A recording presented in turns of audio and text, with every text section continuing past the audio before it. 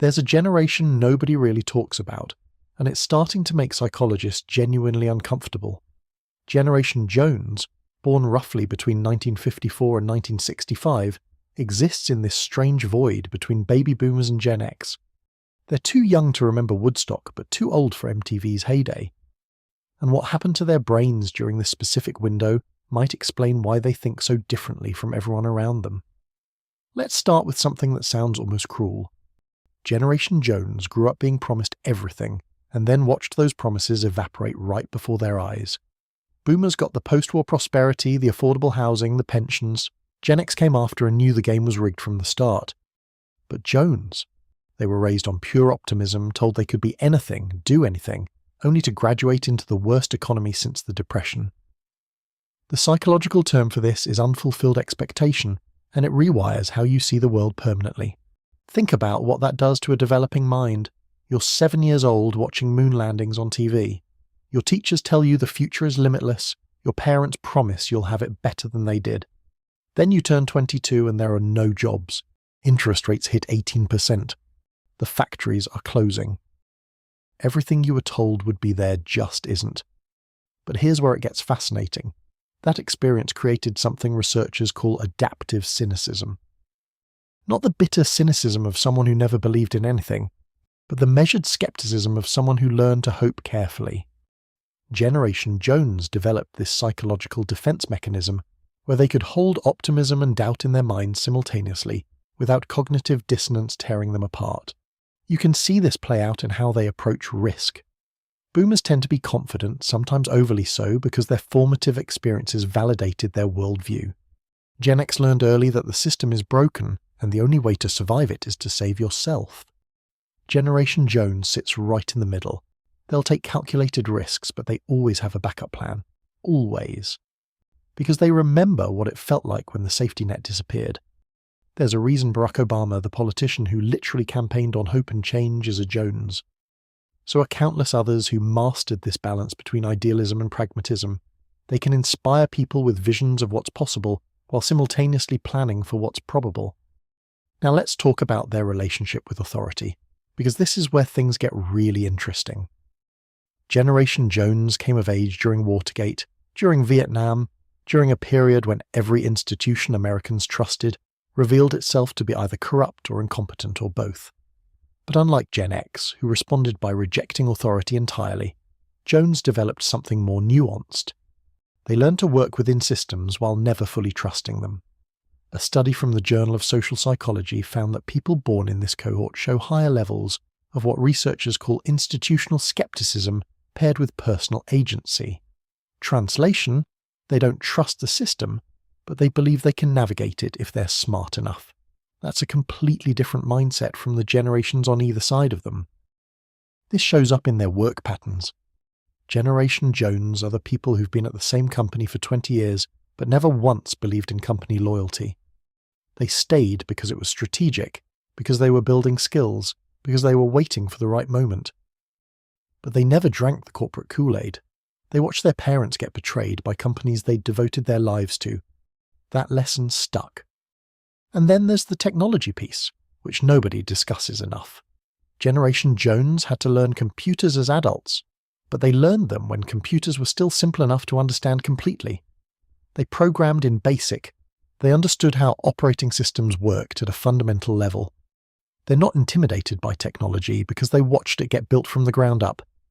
Compare that to boomers, who often treat technology like mysterious magic, or millennials, who never had to understand how it worked because it just always did. Jones got to see behind the curtain. They know technology is just tools built by fallible humans. That knowledge shapes how they use it. They're more likely to question whether an app actually makes their life better. More likely to opt out of social media if it's not serving them. More likely to read the terms and conditions because they remember when software came with actual manuals you could read. But what really defines Generation Jones psychologically is something called keeping your head down. They learned early that visibility equals vulnerability. Boomers wanted to be seen, wanted recognition, wanted credit. Gen X rebelled through visibility, through counterculture, through making noise. Generation Jones learned to succeed quietly, to achieve without announcing, to win without drawing attention. When you grow up watching people get punished for standing out, for challenging norms, for drawing the wrong kind of attention, you learn to operate differently. You learn to change things from the inside, to be strategic instead of loud. And that leads us to perhaps the most important psychological trait of Generation Jones, the one that explains almost everything else about how they think. They developed what researchers call deferred gratification resilience, not just the ability to delay gratification, but the psychological fortitude to keep working towards something, even when the timeline keeps extending. This is why Generation Jones excels at long-term projects that other generations abandon. They've built a psychological muscle that lets them keep pushing when immediate rewards disappear. When the promotion doesn't come, when the market crashes, when the plan falls apart. They've already internalized that setbacks are part of the process, not evidence that the process is broken. There's something else happening here that connects to how they parent. Generation Jones became parents later than their own parents did, which means they had more time to figure out who they were before having kids. They're not helicopter parents, but they're not absent either. They found this middle path where they give their kids freedom but stay aware. They remember being ignored, so they pay attention.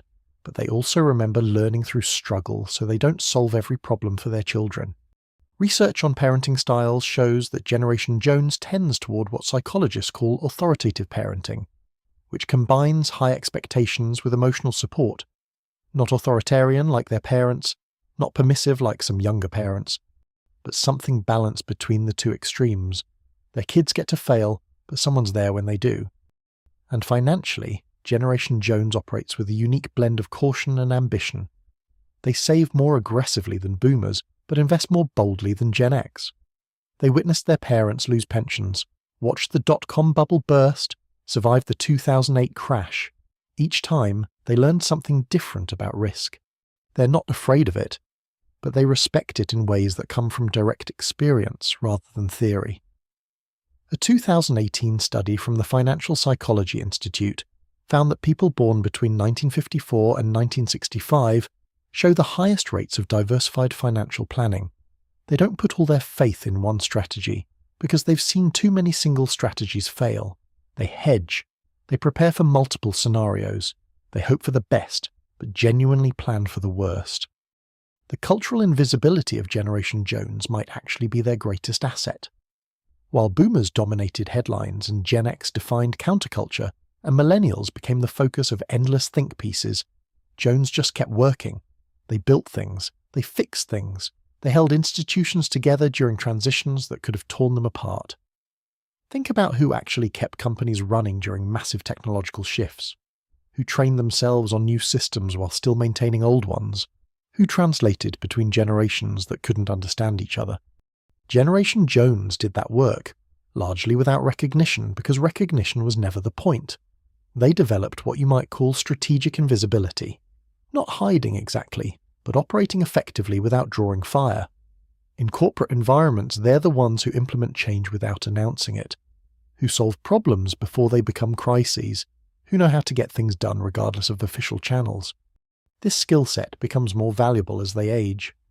While younger workers are still learning to navigate organizational politics, and older workers sometimes struggle with rapid change, Generation Jones sits in this sweet spot, where they understand both traditional hierarchies and modern disruption.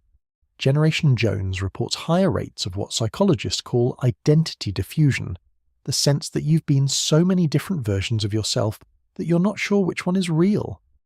When you've had to reinvent yourself multiple times, when you've learned to be whoever the situation requires, sometimes you lose touch with who you actually are underneath all those adaptations. The therapy offices are full of Generation Jones clients working through this exact issue, not trauma in the traditional sense, but this deeper question of authenticity. If you've spent your whole life being flexible, being strategic, being whatever was needed, how do you figure out what you actually want when nobody's asking you to be anything in particular? This generation is entering their 60s now, moving toward retirement, except many of them can't actually afford to retire. The financial instability they experienced earlier means their savings aren't what they should be. The pension systems they paid into are failing. The retirement age keeps moving further away, just like everything else in their lives. But here's what's interesting. Generation Jones seems almost prepared for this too. They've already accepted that nothing works out exactly as planned. They've already learned to keep adapting, keep adjusting, keep finding new paths when the old ones close.